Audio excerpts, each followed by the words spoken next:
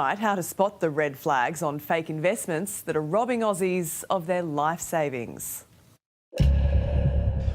Michelle Lowry had spent 30 years building what most would call a modest but stable financial foundation. She was not wealthy, she was not careless. She had 3 children, a job, and a life that had recently been marked by loss. I was just starting to move forward after the death of my husband, and this has just, put me right back there. Her husband had passed away, and in the months that followed, she had begun the quiet, difficult work of reassembling a future for herself and her family.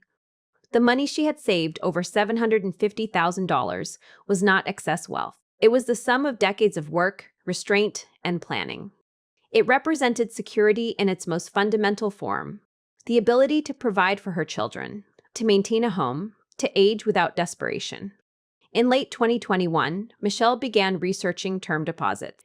Interest rates were low, but she was looking for safety, not speculation. She searched online for options, comparing rates and reading about government bonds. She was not looking for high returns, she was looking for protection. During that search, she encountered a website for a company called EQR Securities. The site was professional. It listed an Australian financial services license number. It described itself as a provider of government and bank bonds, stable, low-risk instruments designed for investors like her. She wrote down the license number and the company details. She gave them to her accountant. He verified the registration with the Australian Securities and Investments Commission. Everything appeared legitimate. Michelle was not the only one. 75-year-old Sirosh Kalapidze, a retiree, was also searching for bonds. He had worked his entire life and had set aside $100,000. He was not seeking wealth, he was seeking preservation. He entered his details into a website called Savings Connection, which advertised itself as a comparison tool for bond investments. Within hours, he received a phone call. The man on the other end identified himself as an account manager from the National Australia Bank. His tone was professional. He asked how much Sirosh wanted to invest and for how long. Sirosh explained that he could not transfer more than $100,000 per day due to his bank's internal limits. The man acknowledged this and suggested Sirosh begin with a smaller test transaction. Sirosh agreed. Both Michelle and Sirosh were operating within a framework of trust that had been built over decades. They had interacted with banks, financial institutions, and government agencies their entire lives. They had been conditioned to believe that official-sounding names, license numbers, and formal communication channels were indicators of legitimacy. They were not naive. They were acting on the same assumptions that millions of Australians rely on every day when they open a bank account, apply for a loan, or transfer money online. The difference was that the institutions they believed they were dealing with did not exist. Michelle proceeded with the investment. In December, she went to her local bank branch and initiated a tally transfer to an account provided by EQR Securities. The transfer went through. She received confirmation from a man named Will Hughes, who identified himself as her contact at EQR. He told her the funds had been received and that she could log into an online portal to view her receipt. She logged in once. The portal displayed what appeared to be official documents. When she tried to log in again, the system would not allow access. She contacted Will Hughes. He reassured her that everything was in order and that there were technical issues being resolved. She believed him. Sirosh had initiated his first transfer, a test amount of just under $60. His bank, the Commonwealth Bank, allowed it to go through without question. The next day, he attempted to transfer the full $100,000. Early that morning, around 8 o'clock, he received a call from the Commonwealth Bank's fraud detection team. They told him they had not yet processed the payment because the receiving account had been flagged as potentially fraudulent. Sirosh, still in communication with the man he believed worked for the National Australia Bank, authorized the transfer. He believed he was correcting a misunderstanding. The payment was released. Within hours, Sirosh became suspicious. He had asked the man for his office address, casually mentioning that he was in Sydney and would like to meet in person. The man said he worked on George Street and promised to email the address. And I waited for half an hour and I didn't get the address, so I knew I was duped. The email never came. Sirosh waited half an hour. Then he knew. He immediately contacted the police and both banks, the one he sent the money from and the one he believed had received it. He did this on the same day the transfer occurred. The money still went through. Michelle's situation deteriorated more slowly. Weeks passed. In April, she expected to receive coupon payments from the bonds she believed she had purchased. Nothing arrived. She attempted to contact Will Hughes. His phone number was no longer in service. She went online to access the EQR Securities website. It had been taken down. Every trace of the company had disappeared. She searched for news, for complaints, for anything that might explain what had happened. That is when she learned that EQR Securities was not a registered financial institution. The license number she had checked, the one her accountant had verified, had been fabricated or stolen from a legitimate but unrelated entity. The company had never existed in any operational sense. It was a website, a phone number, and a man named Will Hughes. Will Hughes was not a single person. The name had been used in multiple scams targeting Australian investors. Another victim, Jody Bridges, had lost $500,000 in May of the same year to a man who also called himself Will Hughes and spoke with a British accent. He had used the same reassuring tone, the same professional language, the same promise that the money was safe. The money is, you are fully safe, okay? I wouldn't, if there was something untoward this, I wouldn't even bother calling you back. Jody, your money is absolutely fine and it is being recalled. In a recorded phone call, he told Jody, "The money is fully safe. If there was something untoward, I wouldn't even bother calling you back.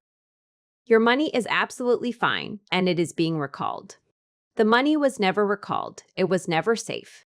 The man was never who he said he was. The scam worked because it exploited a fundamental assumption that people who sound official, who provide documentation, who respond to questions, and who follow up with emails and phone calls are operating within a legitimate system. Michelle, Sirosh, and Jody were not asked to send money to a stranger. They were told they were investing in government-backed instruments through regulated financial entities. The scammers did not ask for gift cards or cryptocurrency in the initial stages. They used traditional banking channels. They allowed test transactions to go through. They provided receipts and access to fake online portals. They returned phone calls. They spent weeks, sometimes months, building the appearance of legitimacy before the money was taken. They included logos, license numbers, and professional layouts. But they also contained subtle indicators that, in hindsight, marked them as fraudulent. Commander Matt Kraft of the New South Wales Cybercrime Squad later explained that the URLs often used slight variations, hyphens, misspellings, or unusual domain extensions instead of the standard .com.a format. The contact pages frequently listed encrypted email addresses, such as those ending in Proton Mail, which are associated with anonymous communication. Legitimate financial institutions do not use such services. The websites also relied on 1-800 numbers, which, while not inherently suspicious, are often used by scammers because they are cheap, disposable, and untraceable. Many of the sites did not list a physical address. Those that did provided addresses that could not be verified. Michelle discovered these details only after the money was gone. She learned that the bonds being advertised at 5 or 5.5% interest were impossible. Government bonds in Australia at that time were paying between 0.5% and 1% per annum. Anything higher was, by definition, not a government bond. Chris Saatchi, a representative from the Australian Bond Exchange, later stated that this discrepancy alone should have been a red flag. But Michelle had not been looking for high returns. She had been told the bonds were low-risk, government-backed instruments. The rate, while better than a term deposit, had not seemed outrageous to her. She had not been chasing profit. She had been chasing safety. When Michelle realized what had happened, she experienced what many victims describe as a collapse of reality. The money was not simply lost. It had been taken through a process she had participated in, believing she was acting responsibly. She had checked registration numbers. She had asked questions, and yet she had been deceived. The shame was immediate and overwhelming. She told reporters that she felt as though she had been responsible for trying to secure her family's future and had instead destroyed it. The stress and anxiety mirrored what she had felt after her husband's death. It's just myself, and I've got my 3 kids. And, this money was going to help us have our lifestyle together, The money had been meant to help her and her children rebuild. Instead, it was gone. Sirosh described a similar disintegration of trust. He had spent 75 years learning to navigate the world with caution. He had worked, saved, and planned. He had interacted with banks and financial institutions for decades without incident. And yet, in a matter of hours, he had been manipulated into authorizing a transfer to an account that should never have existed. Even after he contacted both banks and the police on the same day, the money was not stopped. The transaction was classified as authorized. The bank said there was nothing they could do. Both Michelle and Siraj filed complaints. They reported the scams to the Australian Cybercrime Online Reporting Network. They contacted their banks. They hired lawyers. They were told repeatedly that because they had authorized the transfers, the banks were not liable. The money had left their accounts legally.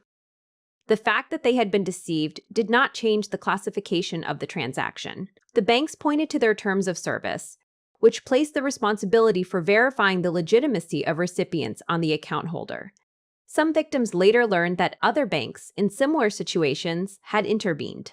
They had flagged suspicious transactions, delayed transfers, or contacted customers to confirm the legitimacy of large payments. But this was not consistent. Some banks acted, others did not. The system did not protect everyone equally. Legal experts later explained that the law governing these situations is ambiguous. Banks are not required to verify the legitimacy of recipients unless they have specific reason to suspect fraud. Victims can sue, but the burden of proof is on them to demonstrate that the bank acted negligently. In most cases, this cannot be proven. The scammer is gone, the money is untraceable. The bank followed its own procedures. The victim is left with nothing. Siraj has not recovered his. Jody has not recovered hers. The websites that deceived them have been taken down, but others have appeared. The names change. The license numbers are rotated. The voices on the phone are different, but the script is the same. The Australian government maintains a list of known scam websites, but the list is always behind. By the time a site is identified and reported, it has already been replaced. Michelle's children still live with her. Siraj is 76 now. The money they lost was not an investment. It was their remaining years. It was the buffer between stability and precarity. It was the result of a lifetime of work. It is gone, and it is not coming back. The scam did not just take money. It took the belief that caution and diligence are enough. It took the assumption that regulated systems protect ordinary people. It took the trust that had been built over decades of normal, uneventful interactions with banks and institutions. The scammers are still operating. The websites are still live. The phone calls are still being made. And the people who answer them still believe, for a few weeks or a few months, that they are doing something responsible. They are not. But they will not know that until it is too late.